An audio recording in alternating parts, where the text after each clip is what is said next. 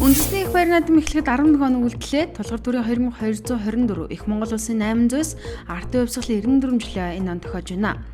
Наадам зориулсан бүтээн байгуулалтын ажил үргэлжилсээр байна. Энэ жилийн наадамд засгийн газрын нөөц хөрөнгөөс 1.9 тэрбум, нийслэлийн нөөц хөрөнгөөс 500 сая, наадмын үйл ажиллагааны орлогоос 370 сая төгрөг зарцуулахаар болжээ. Мөн төв зингэлдэхэд дэвсэн хийм мэдээлэл бүхчүүдэд ямар ч халгүй гэсэн дүгнэлтийг баяр наадмын зохион байгуулах хороноос гаргажээ.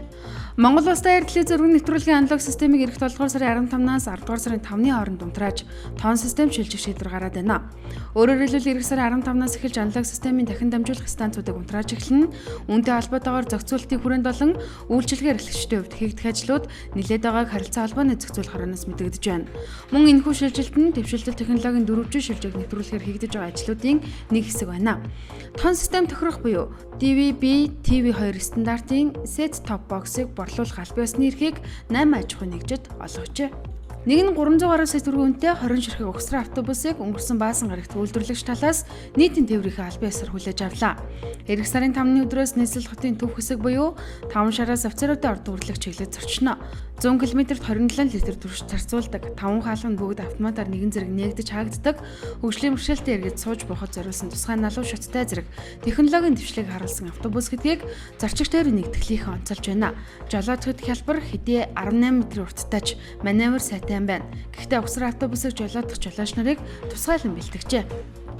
Улаанбаатар хотын нутаг дэвсгэрдэх түүх соёлын үл хөдлөх дурсгалыг тоолохоор болжээ. Үзлэг тоолго ирэх 9 дугаар сарын 20 хүртэл явагдана. Үзлэг тоолгын ажил шаарддаг 3 сая 870 мянган төгрөгийг засаг даргын нөөц хөрөнгөөс гаргах юм байна. Монгол Улсын ерөнхийлөгч захиагийн элбэгдэрч урилгаар Мянмарын холбооны бүгд найрамд тулсан ерөнхийлөгч У Тянь-син энэ сарын 28-наас 30-ны өдрүүдэд Монгол улсад төрийн альчлал хийж байна.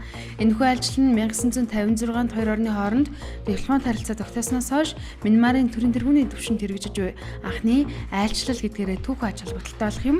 Монгол Мянмарын найрсаг харилцааг хөгжүүлэх дээд өндөр хэмжээний харилцаа альчлалын давтамжийг хадгалах, харилцааны эрх зүйн орчныг бэхжүүлэхэд чухал ач холбогдолтой альчлал болно гэж талууд харж байна.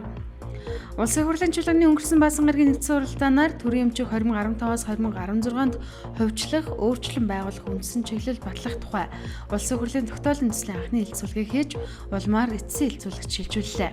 Хувьчлагч хязгаалтад Монголын хөрөнгийн бирж, хөтөл цементийн шохой, Монголын үдэ аж ахуйн бирж зэрэг төрийн өмчит компаниуд багтсны зэрэгтэй боловсрол эрүүл мэндийн салбарыг шүвшлэлт хамруулахаар багтаасан юм а. Гэхдээ улсын хурл дахь Монгол Ардын намын бүлэг, улсын хурл дахь ардчилсан намын бүлэг дээр нийгмийн салбарт хийх хувьчлалыг хойшлуулж, энэ тухай бүлэг заалтыг хасах шийдэлт хүрснийг улсын хурлаар санал хураах үед хүлээж авлаа.